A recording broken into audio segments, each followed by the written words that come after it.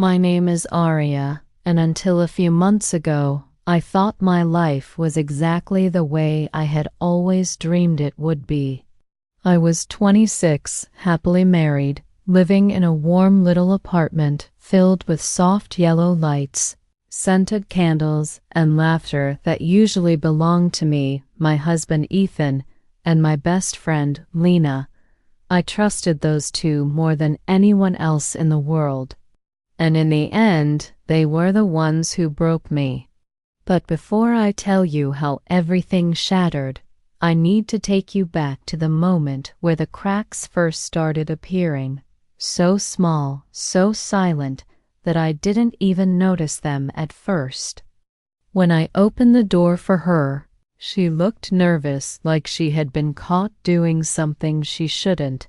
Her perfume was unusually strong, her hair extra done. And when she hugged me, she avoided my eyes. I ignored it. I wish I hadn't. Later in the evening, while we were all sitting together, Ethan's phone buzzed.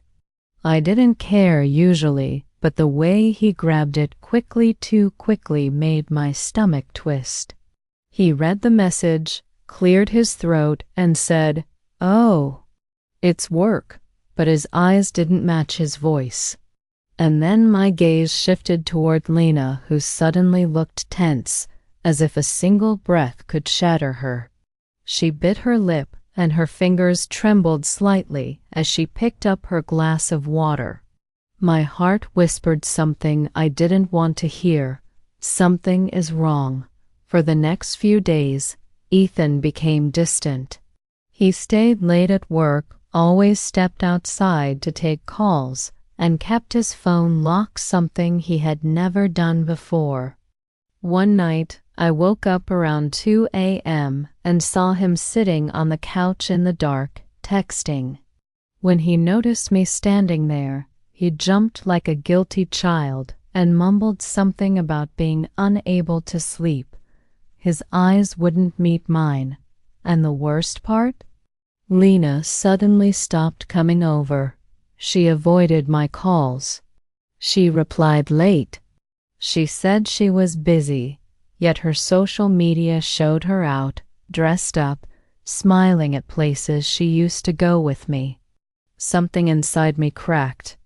One evening, while Ethan was in the shower, his phone lit up on the nightstand, a message from an unsaved number. But the preview changed everything. "I miss you too. But we need to be careful." My vision blurred. My fingers turned ice cold. My heart started beating so loud I could hear it echoing inside my ears.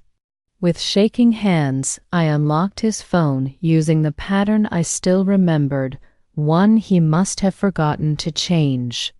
And then I saw it, the entire chat, the entire truth, and the name attached to the number, Lena, my best friend.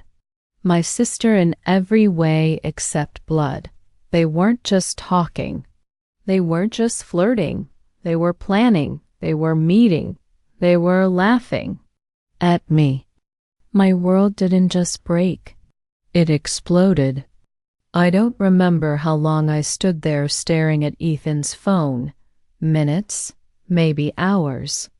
The messages blurred together, late-night meets, whispered complaints about me, excuses they planned to tell me, even inside jokes they shared behind my back. The pain was sharp at first, then strangely quiet. Like my heart had gone numb to survive. I didn't cry, not that night. Instead, something inside me shifted slowly, dangerously, like a door opening to a side of me I never knew existed.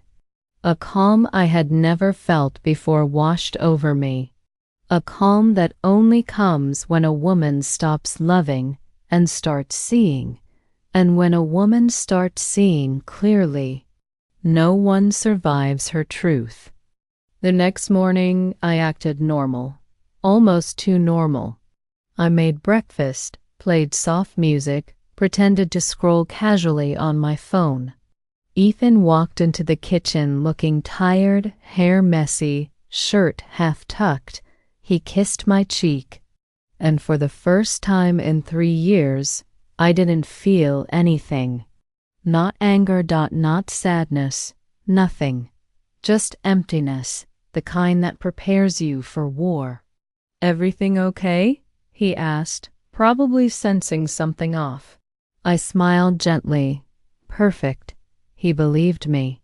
He had no idea that while he buttered his toast, I was replaying every message he sent to Lena, every lie, every touch, every plan.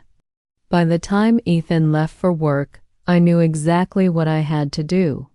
My first target wasn't Ethan, it was Lena, because betrayal hurts differently when it comes from the person who once held your secrets, cried in your arms, and promised loyalty without hesitation. I dialed her number. She rejected the call. I called again. Rejected. The third time. She texted, "Busy RN, talk later." Funny. She wasn't busy when she was sneaking around with my husband. I stared at that message, feeling the calmness settle deeper into me. She thought she could run? Block? Hide behind excuses? Not from me. Not from a woman whose heart has just been shattered into 1,000 glass pieces. That afternoon, I went to Lena's apartment. Her car wasn't there, but that was fine. I didn't need her. I needed access. I slipped a small envelope under her door. A simple blank envelope. Inside it, a photo.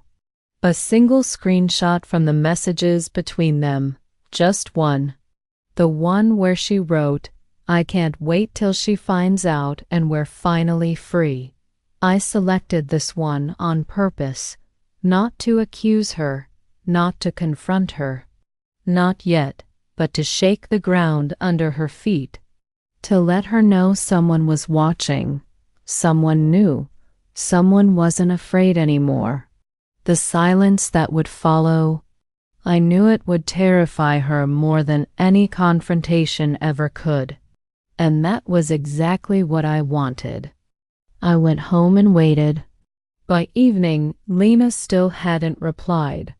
Ethan came home acting strangely nervous, pacing around, checking his phone more often than usual. Something had shaken him too.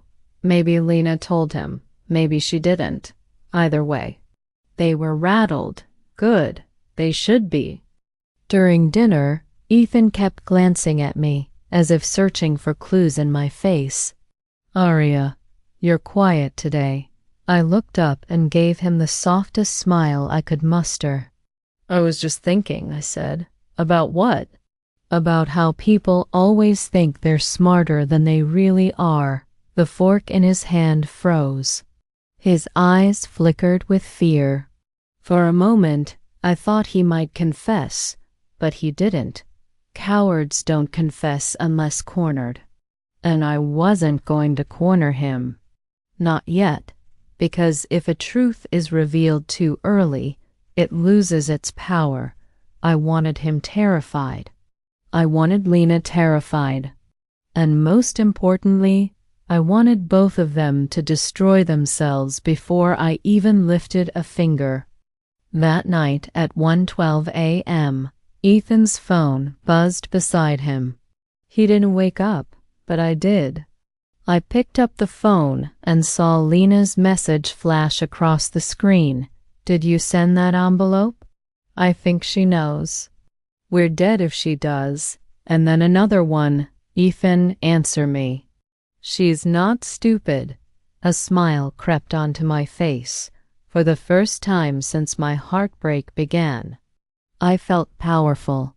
Their fear was just the beginning, and I was going to use it to destroy them beautifully. I barely slept that night, not because I was hurt, but because for the first time in weeks I felt awake, sharp, focused, dangerous. Their fear was growing, and fear makes people sloppy. I just had to push them a little further. The next morning, while Ethan showered, I quietly took his phone and sent one message to Lena from his number. Meet me at our usual place. We need to talk. I knew exactly where their usual place was. I had memorized it from their chat history. A small cafe on the edge of town. A place Ethan had never taken me. A place Lena had once lied about, saying she went there alone to clear her mind. Now I knew what she was really clearing. I didn't confront Ethan. I didn't ask questions. I didn't act suspicious. I simply smiled and kissed his cheek before he left for work. He wasn't going to work, and I wasn't going to stay home. I reached the cafe early and chose a corner seat behind a pillar where they wouldn't notice me. My heartbeat was calm, almost too calm. Maybe this is what happens when heartbreak sharpens a woman instead of breaking her. At 11:07 a.m., Lena walked in. Her eyes kept scanning the cafe nervously, her hands shaking slightly. A few minutes later, Ethan entered. For a moment, neither of them spoke. The guilt between them was almost visible. Then Lena whispered, "Ethan, I think she knows." Ethan rubbed his face, stressed. "We don't know that." "I do," she snapped. "Someone left this under my door last night." She slid the envelope across the table. Ethan opened it and froze. I watched from the shadows as panic took over his expression. His voice dropped. "Lena, someone is playing with us." "Someone?" She scoffed nervously. "Who else?" "Arya isn't stupid." He swallowed hard. "She hasn't said anything, and that's exactly what scares me." Lena trembled. Ethan looked away. Neither of them realized their worst nightmare was sitting 10 feet away. Most women would have confronted them right there. But not me.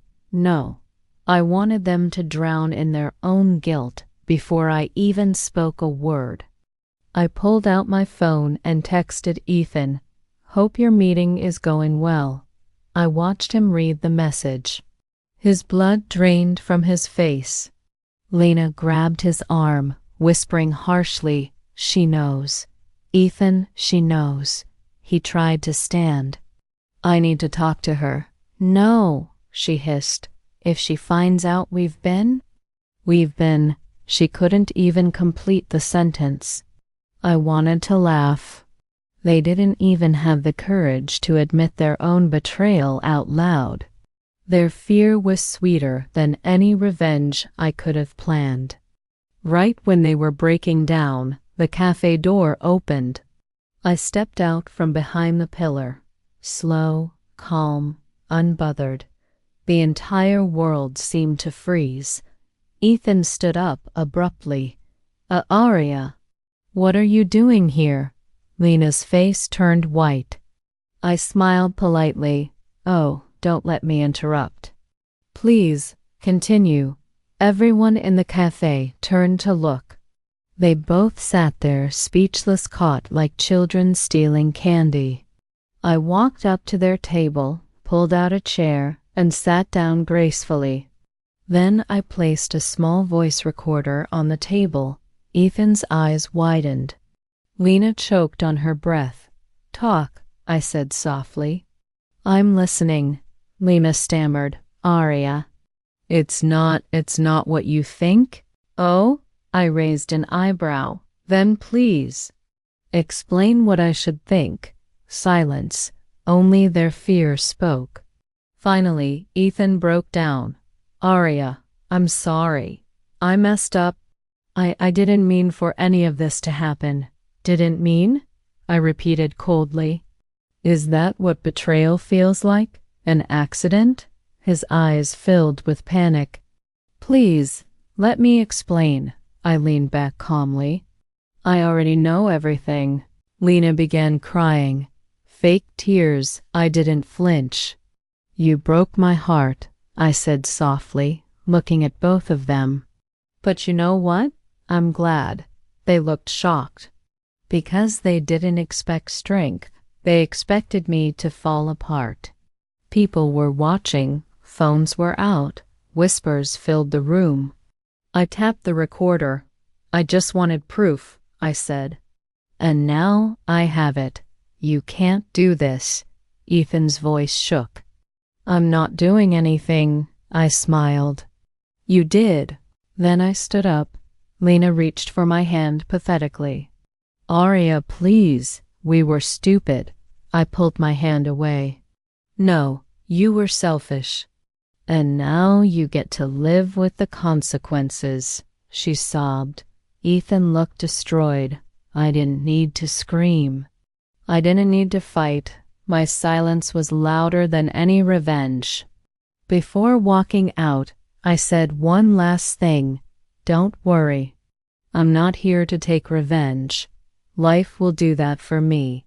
And for you. It already has. Their faces fell apart. I walked out of that cafe feeling lighter, stronger, reborn. But the final chapter wasn't over. When I stepped out of the cafe, the cold air hit my face like freedom. For the first time in months, I could breathe without the weight of a lie pressing on my chest. I expected to cry, to break, to collapse on the sidewalk and scream into the sky. But I didn't, because the moment I walked away from that table, I realized something. They weren't my loss. I was theirs. I blocked them both the moment I reached home. No texts, no calls, no explanations. Silence is harder than shouting. Silence is a punishment. Ethan tried to come home that night. Bang, bang, bang. His fists on the door sounded like desperation and regret mixed into one ugly rhythm. Aria, open the door. Please, please talk to me. It wasn't supposed to happen like this. I love you. I swear I do, love. No, real love doesn't hide behind locked phones and sneaky meetings. I didn't answer. Not once. After an hour, he gave up. And the sound of his footsteps fading down the hallway felt like victory. Lena didn't come to my apartment. Cowards don't face the people they break. But she sent messages from different numbers for days. I'm sorry. Please talk to me. I lost everything. Please don't hate me. But I never replied. Not because I hated her, but because she no longer existed in my world. And the truth was, she never deserved to be in it in the first place. 3 weeks later, I heard the ending to their story. Not from them, from people who had seen everything at the cafe. Ethan blamed Lena for sending the envelope. Lena blamed Ethan for not deleting the chats. Two people who betrayed together. Now tearing each other apart. Ethan lost his job. The cafe scene went viral online. People whispered at his office. His boss saw the video. His late nights at work caught up to him. He was fired. Lena's boyfriend left her too. He saw the video. The confession. The guilt. He walked out of her life the same night. And just like that, the two people who felt free without me ended up losing everything, all by themselves. I didn't lift a finger. Meanwhile, I started healing, slowly, painfully, honestly. I went back to the things I loved: painting, reading, taking long walks alone. I reconnected with friends I had forgotten. I've spent time rebuilding the woman I was before they dimmed my sparkle. And with every passing day, I felt myself coming back stronger than ever. One morning, as I stood in front of the mirror, I finally recognized the girl staring back. Bright eyes, steady breath. A soft but fierce smile. A woman who survived betrayal without losing her heart. A woman who learned to choose herself first. I didn't need revenge. I didn't need closure from them. I became my own closure. A month later, I received one last message from Ethan's unknown number. Aria, I miss you. I wish I had never ruined what we had. I'll regret losing you for the rest of my life. I stared at the message for a long moment. Then I typed only one sentence. Good. You should. I hit delete on his number and walked away from that chapter forever. In the end, Ethan lost a loyal wife. Lena lost a faithful friend. And I found myself, and that was the sweetest revenge of all. If you loved this story and want to hear more tales that touch your heart, don't forget to subscribe and join us at Day She Remember.